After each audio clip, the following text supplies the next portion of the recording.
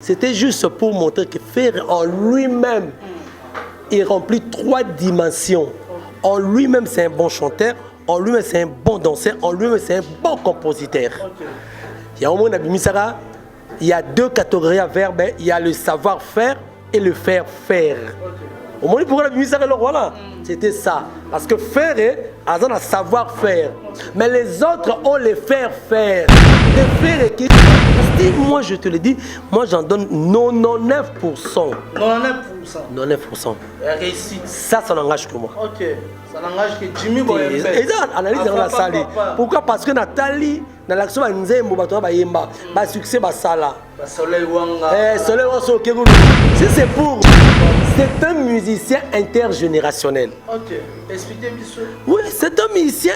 Combien de gens de l'époque, il y a Kofi Olomide, oh lolo, ils ne sont pas en succès. Oh, bah, yo, kanaraté, mais bazali. Yo, bozi, bozi, na koncha bête. On a ma bête. Viens, bozi, pinda. Na mona tchèque, conseil, moi, bête, je crois le 31. C'est Père Bozi et les Bozianas. Bon, Bozianas, c'est quoi tout là? Viens Robert Anaye, viens à Combone Rosala, mais viens à Zassou activité, à la unité.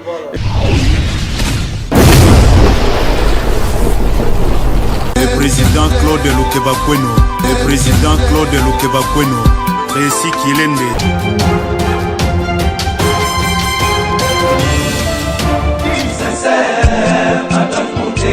Claude Lukebakweno.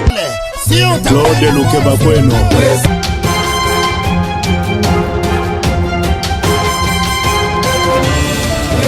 Claude Lukebakweno. Prochaine naïe, j'espère. Claude Lukebakweno. Prochaine naïe, j'espère.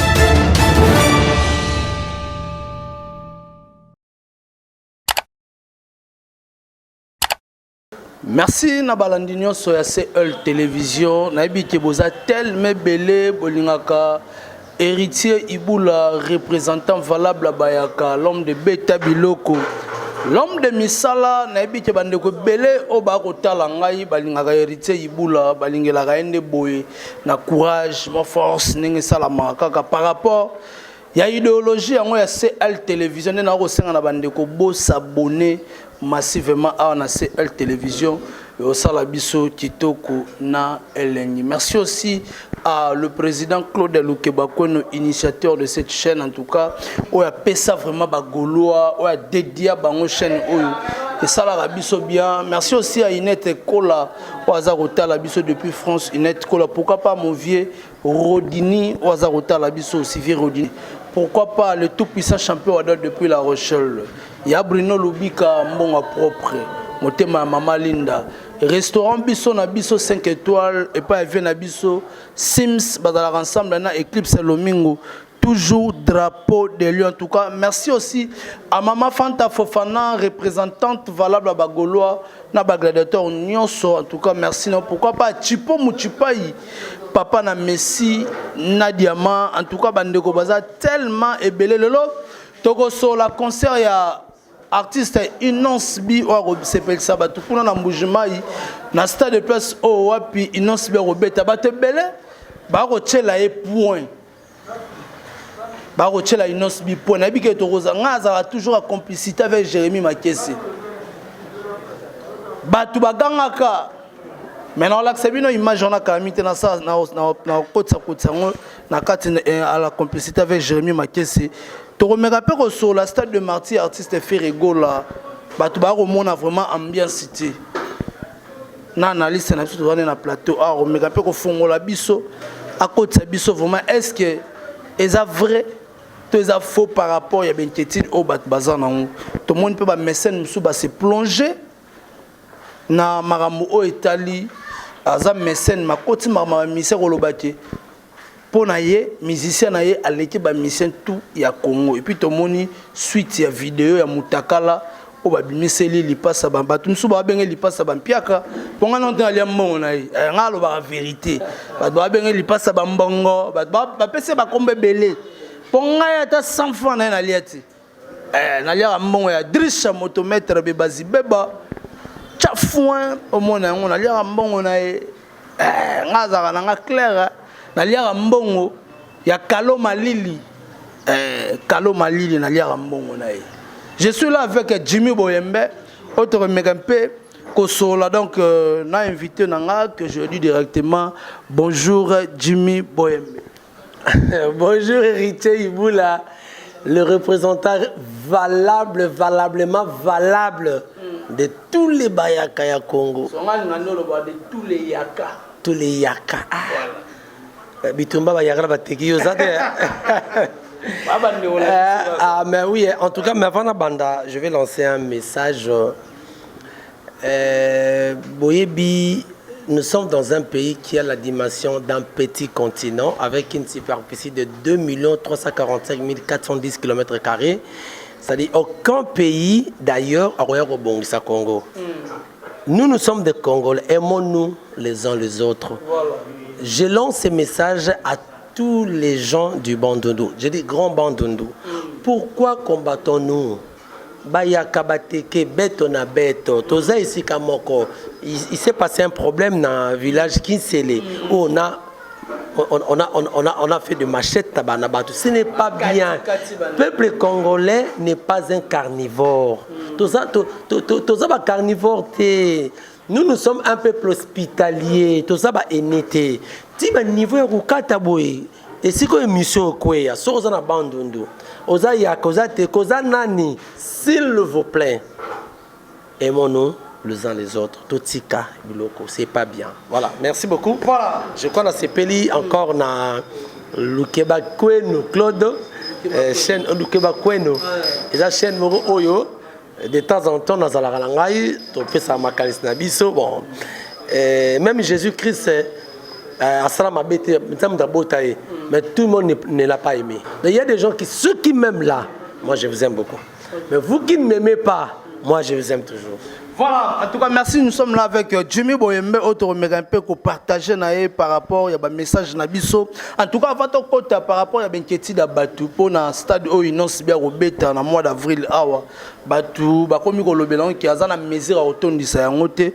Mais tout le monde a salle où il n'ose bien bêta à Amsterdam, où Batu belé ba sepe laka, mais Batu mususu. Ba ignorera inosbi mais inosbi a sepeli sarabatu na osenga Jérémie Mathieu a balancé les biso image wana ya romona kutu ba Nigeria ba ko kumisa artiste na bango po auter ko beta salwana a remplir yango ya koloba ke inosbi pas capable ya ko sala marambo o bino boko kanisate anima Jérémie Mathieu.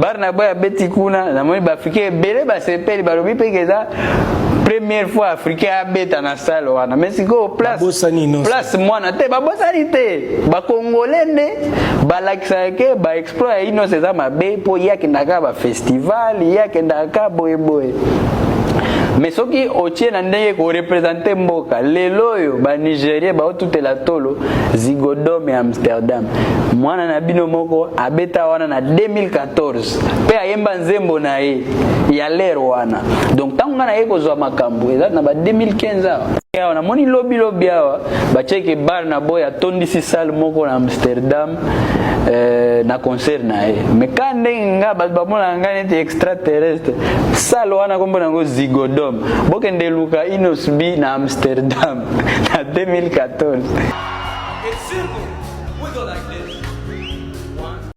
Voilà, en tout cas, nabi ke batutu ba moni image wana inosbi alaxi de quoi il est capable. Abetan je crois en 2014 si je me trompe pas concert wana à Amsterdam na salle wana ya munene ezaki na cadre festival mais atapa yango ya ndenge kosakala te lelo concert oyo inosbi obeta na mois d'avril awa na stade na province bato ebele bakomotela inosbi bakoka jambe kakokoka te Jimmy Boyembe orolobani.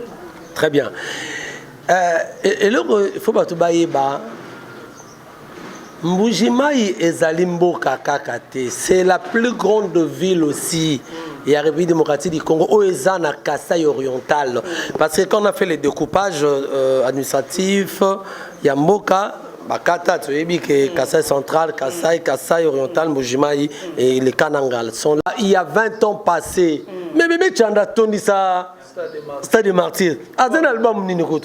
Ah, bébé Rico. C'est un faux débat. Voilà. Bébé Tchanda qui n'avait pas assez de succès, il n'ose bio basanango. Il n'ose bio, c'est un musicien. Dans la catégorie musicien, savoir-faire. Lui n'est pas dans le faire-faire. Il est dans savoir-faire. C'est tout à fait normal. Il a le savoir-faire. Donc pour remplir un stade, ça ne demande pas que vous soyez grand ou petit. Non, c'est savoir chanter, savoir faire ce que vous faites. Vous comprenez?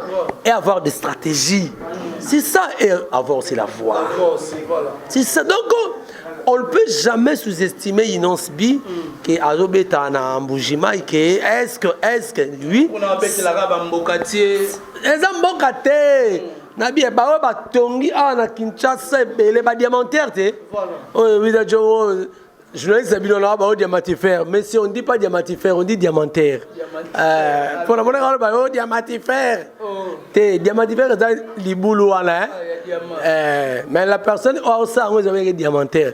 Aïebi, mon mouton, le bague, on a la qui. Aïebi. Alors, bateau belé, diamantaire, belé, bateau, on va loubo, on va louer parce qu'il a. Bon, excusez moi, ils ont tribalisme. Non, le bas. Nakalezara. Si on a un bon diamantaire, il y a un bon côté. Ezali ville, Mbujima est ville. Au Pégué, ok, qui toque ba mite, ba vers ce qu'on est dans.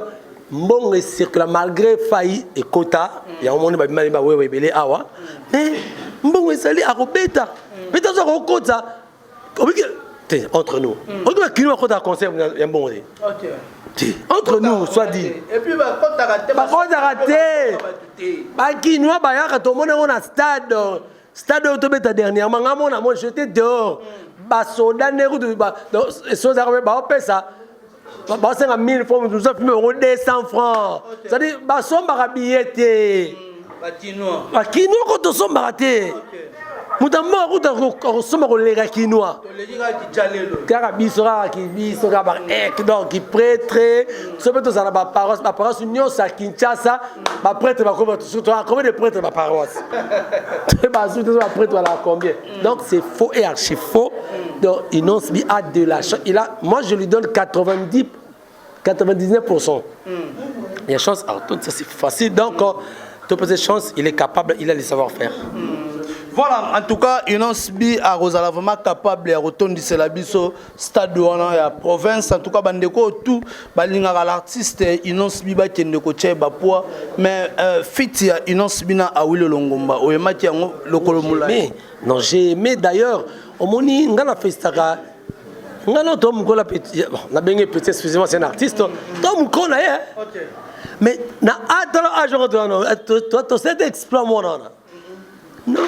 Il faut apprécier l'homme à son époque car l'ingratitude est condamnable. Voilà. Ce n'est pas Congolais. Au moment où Congolais, c'est-à-dire ton héritage plus haut en macasse, c'est ça. Moi, Nawana à son âge a gagné Superstar. Oh bah t'es belé. Attends, ça a été acheté. Oui. Ils ont la bon, ils ont la bon. Bah voter qui est dans la province naïe. Les loyaux. Combien de personnes, combien d'enfants ou combien de gens au Baïmana Inonce Bi? Babeta t'en a fait arrêter. Faire où c'est un grand. Babeta t'en a arrêté. Attends, guess, bah oui, t'étais. Tu m'as pas ready, oui, nani. Tu m'as pas ready, boy. D'abord, c'est comme on a eu. Aïe, ma bien, boy. Alors, on a fait mouvement là. Nani, Picasso. Picasso. Babeta Picasso, t'es. Oui, Picasso. Babeta dans la Picasso. Un bon chanteur, hein? Très bien. Mais ce que bateau, il d'accord, moi, on a payé. Malgré que je premier thé, Babeta tate. Bah, les éditions, oh, il en a qui nani. N'a évité. Bah, édition, il en a qui en a. Combien bazar économique ma carte, ça pas bagaise, ma oui, tu vas être comme ça. Mais non, tous à peu reconnaissant. À son âge, à affronter bah gros local bah oui le longo auto bah mais que tout à la bango. Il écoute tout. Il il était dans la narration émission hein. Mais il est quoi affronter bah enfin peut tant peut tu éviter cacher sur na éviter dernier l'éclat qui wana. Mais il faut l'apprécier quand même. Voilà, en tout cas, merci beaucoup pour toi apprécier une once bi. Tout ce qui m'a ma bec non aïe la concurrence doit être loyale. Voilà. Merci beaucoup Jimmy Boyembe tokende molo na émission na biso mokolo l'album nyonso ebimi tozu légende ya Koffi Olomide tozu balle de match j'ai même pena tozu gomme ya Fabregas otu ko ni ensemble na 3 albums wana album ni no moni maki est-ce que Koffi Olomide a continué ko pesa le meilleur na ye na album légende Jibem Piana à la tisi batu qui na 10 ans au fondaki sans album à la tisi batu force na ye Fabregas par rapport à l'album toyokaka baya mado banini tu cible toyokaka ba poison na antidote est-ce que na gomme Fabregas aye vraiment to moi balance ces années. D'abord je commence par Papa Chéri. C'est un album bon on va comment dire événement mais on a bien un album événementiel. Pourquoi? Parce que les albums ont tant entendu et ça a plus de 2 décennies, si je ne me trompe pas. Non, une décennie. Plus d'une décennie. Album, il y a JB balle de match. Il y a eu des gens, oh, bah, Koti, balle de match, là, kaka. Mais j'ai été surpris. Au moins, les concerts étaient les 30. Là, mon JB. Moi, apparemment, je dis à JB Sila, hein. Je dis bien, mais je suis surpris de voir Zebuka, Jibazobina, le rôle à Jibona, na qui n'est bougé. Jibé Ayembi, bien qu'au sentir différents vocales, son vocal n'a pas qui n'est bougé. D'ailleurs, ça là, moi, na balle de match. Oui, il a grandi quand même, la voix aussi, et comme moi, c'est normal. Mais en tout cas, JB a gardé sa voix. Pour moi, il a réussi le cap. Attends, 8 sur 10. Tu sais, tu as JB n'a accueilli. Pourtant, JB a zui, tu as accueilli. Donc, coup de chapeau. Koffi Olomide. D'abord, Koffi Olomide, c'est un musicien intergénérationnel. Ok, expliquez-moi ça. Oui, c'est un musicien. Combien de gens de l'époque il y a Koffi Olomide, oh lolo ils sont pas en succès. Oh bah yo kanaraté mais bazali. Yo bozi na koncha bête. Na nema bête. Viens bozi pinza. Na mona tchego conseil mo bête je crois le 31 c'est Père Bozi et les Bozianas. Bon Bozianas hein pas tout na. Viens Roberta na ye, viens à Kombone Rosala, mais viens à Zasusu activité à la unité. Viens à Kombo Bembanyoka. Bazana bang azana ye. Viens Bozi, viens malache pas Roya na ye, pe azana viens malache ana ngongo. Mais ça abacha, viens n'est plus actif. Nani zuzu na ko challenge bana o asali. Bah viens je me route viens à ça mais bon viens Nyosh Zaïko Zali mais en actualité mais Zaïko Zali viens Nyosh Zali viens là Adamo est cool hein vite j'étais ce qui était maman viens là Adamo est cool là oh là nangai viens appeler ce moto. Bonne chance. Alors, c'est dans la poteau. Tu as raison, vie. Ma vie va être comme dans danger. De Bazali, vous comprenez. Mais combien de la génération au Babetana Koffi Olomide vient ou en a Koffi pour se maintenir de génération en génération. Fier n'est pas de sa génération. Mais viens sur la bête logo. Fais la bête crime. Koffi. Tu vois un peu. C'est-à-dire. Koffi va mesurer alors on va mesurer la Koffi va mesurer la Fabregas ça dit Fabregas a bêté le mot avoir écrit moi Koffi donc en fait le genre de naïe moi je crois que ça doit être son dernier opus hein et quand vous avez opus na souka à bêta dans sous pour le bar 12e apôtre atiki mais vient otigate na ebité bon on a c'est il y a Kofi Moko je ne suis pas son porte-parole on a analysé qu'a fait donc vite faut féliciter à toucher toutes les générations à Sali c'est une réussite pour les gens de Naïe vraiment c'est bon mais par rapport à et puis en bêta bilo il y a siko bêta kilelo on se connaît via ça qui lobby mais via bêta ra qui le lobby ah tu qui lobby via bungisa chacho moi yo ba bungisa chacho via bungisa chacho ke ba so même na terra chacho on te via pena moro so tala album a vie on remarqué m'na vie soukuma vie chacho m'da mokie denga zarabna à l'époque wana manatanga mandaka na gikugu nzambe boyemba menze mona na ibiongo de donc c'est un peu ça voilà alors Fabigaz un artiste plus combattu un artiste oyo ba mise ba kolongwa longwa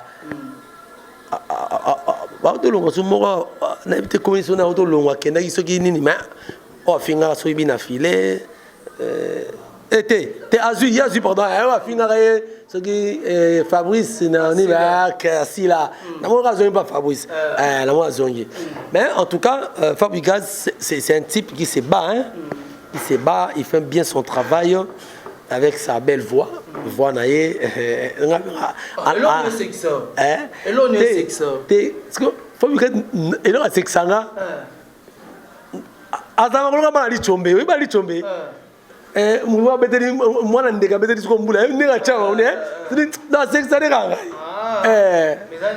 te ndenge na esi na c'est parce que style wana OK na linga na sina isala nga bien par rapport à l'album na par rapport à l'album juste par rapport à l'album nga beti en tout cas j'ai pas encore eu le temps de l'écouter nyoso OK mais dans le cas moi ndambo non ça va quoi il garde son style il a proposé à 7 hein 7 ça va donc voilà. Chapeau, mais tout le monde a fait un bon travail par rapport à un niveau là. Voilà. Merci beaucoup. On a habité Barolanda Biso pour maman la Nita, la Gabonaise, maman jolie Kouete, à Rota la Biso, pourquoi pas à maman Odote, maman ministre, Bernice Mbumbu, à Rota la en tout cas, Bamotena, pourquoi pas Ladim Fumu.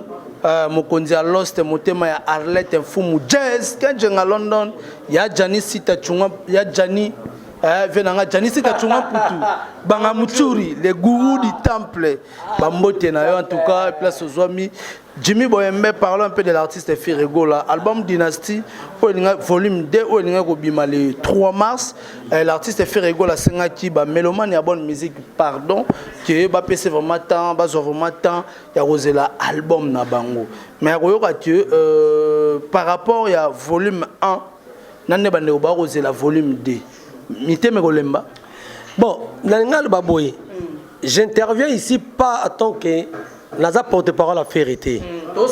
Oui, na porte-parole à vérité. Na ro manqué ma ramususu. Mais du moins tant qu'analyste j'analyse le fait. OK. Le fait. Dans le bar de mission on a présenté l'artiste Ferrego là. Ne combat pas pour la victoire mais combat dans la victoire. Pourquoi j'avais dit ça?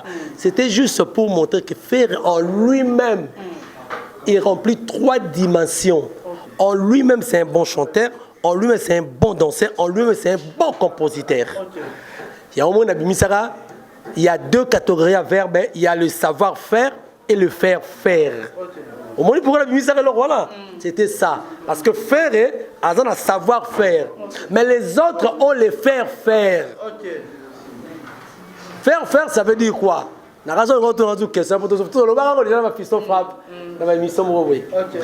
faire-faire, il n'est pas compétent. Mais il va pousser dans la salle. Donc, au Monica pour Olaxara, Isha, Salakaka. Monipo, ça ne connaît pas Dano, Salakaka. Elvis Begouna, Salakaka. Vrai chéri, Salaka, pas mon aïe. Mais en réalité, il y a un peu de temps. Il y a petit mot, il y a un peu de temps. Mais savoir-faire, c'est résumé dans la compétence. C'est-à-dire, une science sans conscience n'est que ruine de l'âme, c'est dans les faire-faire. Okay. Mais dans les savoir-faire, ce n'est pas une science sans conscience, c'est une science avec conscience. Okay. Donc Moutayebi Oyazo Sala, c'est ça l'artiste Ferré. Donc Ferré, lorsque Lélo Ferré a Sala album Dynastie, sorti album Ferré, et puis même les 3 T, Azoro Sabatou, oui. Oh oui, T, Nanimi oui Oya Lobby. Moni Mende na politique. Alors sokeli kamongo sala maboy ba tourner question. Alors baraka ça cela dépend de la politique discrétionnelle du chef de l'État. C'est la politique discrétionnelle, il y a Ferrego là. Il n'y a que le concepteur qui peut donner l'essence à son concept. Ce n'est pas les consommateurs. Parce que concepteur n'a yebi. N'est pas c'est le boye. Na quoi na boye. Les tenants les aboutissants c'est moi. Donc biso ne t'aurait ramené sur un auteur à sali texte na ye. Biso t'aurait recommandé mais c'est babanini. Bimisa idée ya auteur.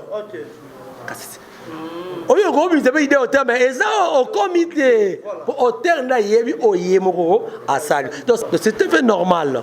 Donc voilà. La question, on a vu déjà, ouais. Donc, album, il y a fait Ferrego là, Dynastie. Est-ce que nous dans les chocs d'idées jaillit la lumière. C'est-à-dire la symbiose des compétences au Hirosalama. Yumutaka Serge Mabiala, par exemple. À ça, vocal mauvais. Apana kupenda sana kamba kabumbai Jusa ya mapendo dozilo mela Oni uke na yo pati de koule PDG MVD Patrick Malata pedimbi Willy Likaye Babazi mabenanga bébé mabenanga bébé Dédé plutôt bikofo na yebaka na kozala libala bomwana matate zanga kateo na yebaka te Francis Roi de Gaulle bolingo oyonga sakana salandanga olingi lipanda osenga na pesio nakotingama na yo lisusu te Rebecca Kangole ladi inzenza tipika kitenge bienvenue ndombe jake kichinja Adamu Jangi Telasko biloko wana. Telasko biloko wana. Batu wana bayembi na dynastie ya. Album on est andeni. Voilà. Parce que ce n'est pas eux qui font la force de Ferré, ça il faut le dire. Voilà. Mais ils apportent une pierre. Na édifice wana projet wana dynastie. Voilà. Ferré a béni bangote parce qu'il a reconnu en eux aussi qu'il est compétent. Ça c'est vrai. Oui, faire la vérité évangile, c'est lui, omniscient, Aza moto. À faire appel naba owana, ça veut dire qu'ils apportent une pierre chacun d'eux. Pour ça la force. C'est dans comme ils une devise, il y a Belgique. Union fait la force. C'est dans l'union que force est Zalaka. C'est ça, dans Dynastie, moi je te le dis, moi j'en donne 99%. 99%. Réussite. Ça n'engage que moi. Ok. Ça n'engage que Jimmy Boyembe. Et ça, analyse dans la salle. Pourquoi? Parce que Nathalie, dans l'action, elle nous a dit que succès, Sala. Soleil Wanga. Soleil Wanga. On vient malachi. Vous comprenez? Certainement, la évité, ça n'engage que moi. Peut-être dans le stade où on a payé. Vu malachi à Bobeta. Habeti Boule, Bayemina, la Ferré. Boule. Parce que chanson, c'était en 86, je crois. 84, oui, 86, je crois. Boule. Donc, Beta, ce que Boule, on a, na stade.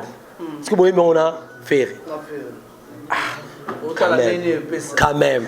Voilà, otala ndenge nini kopesa na ebite bolingaka ngo boye parce que kendaka bonde et ça la bien. En tout cas, merci aussi à l'assistance de Didier Nzita Veriston, pourquoi pas Joël Mola à PC Bambote. Donc tozana Jimmy Boyembe auto beta sur la stade de Martyr artiste Ferrego là. Oromona Ferrego là lui-même. Oromona ne tanine. Détermination nous au monde na figure autant à figure ya Ferrego là pour la stade de Martyr. Non, son expression faciale ils a rajouté, ils a réussi. Mais oui, Nabi, hein. Il y aura au bêta Elvis. Il y aura dit Mouto Yara Elvis on bêta il faut gagner. Mouto ça répondre yo kaka silencieusement au lobarata la nikayo mayebi oazo. C'est ça le savoir-faire. La personne qui a le savoir-faire. Voilà. Azana les gens pensent parce que ne remonte dans l'année de moment il semblerait na utiliser bien conditionnel que mbongo ya stade et foutami na ngoté. Hein? Et foutamité. Il y a ferré. Nalandi ko Sabino mbongo ya stade wana na ba fouti mbongo da ya plasté. Makamba bana ba distraire bino tout ça. Bon. Bon, Nazaïté, je n'ai pas vu la facture. Nazaï n'a pas de bureauté. Mais Nengue Naïbi qui fait c'est un homme intégré. Parce que Miba, dans le bas, dans le président fait Raotalanga. Raotalanga. Fraise, c'est mon ami à moi. Dans le bien, on passe à taille. C'est mon ami à moi. Monsieur Moné n'a commis ferré. Mais quand il y a une classe, on a déjà comprendre. Donc, président, l'homme intègre. Parce que billets. Autant baloba ma bé ferro amelara bangi. Ba ebinde yete. Yo yebi pa mukolo. Mais na muta yo yebi papa Jonathan, na muta ba Jonathan. Yo yebi ne pas Jonathan. So muta yebi ko la Jonathan. Yo benye pas Jonathan. Mais ça muta yebi. Moi là to ko na parcours. Tu connais ta modification. Ça, c'est vrai, la ramification, c'est la capot, et ça, moi, mais on garde toujours sa nature. Faire, c'est un homme intégré. So, chéri, Orly, Baza intégré, Balokadi, Baza intégré, je te le dis. Donc, connaissant que Frère Aza intègre, il ne peut jamais oser venir à la télé. Soit, les bossins ont une mission, tout, les communicateurs à faire. Les boloba que le 24 faire attendre la côté bureau de la côté parce que les boloba bongo donc ceux qui ont ça ceux qui sont faire à foutre bon côté donc bien besoin de faire une erreur surtout ça mais on fait voilà ce que dans confirmer que bureau faire ça bien té et à l'okuta donc ça veut dire que connaissant que la personne est intégrée jamais donc j'ose croire par rapport à l'intégrité que tout a été réglé. Tout c'est bon. Donc, il y a un silence, c'est une réponse, c'est une expression. Il y a réussite, non? Trop parler pétué, on l'a le baratro. Il y a des gens qui parlent pour lui, non? Il y a en tout cas, je serai là. Voilà, merci beaucoup Jimmy Boyembe.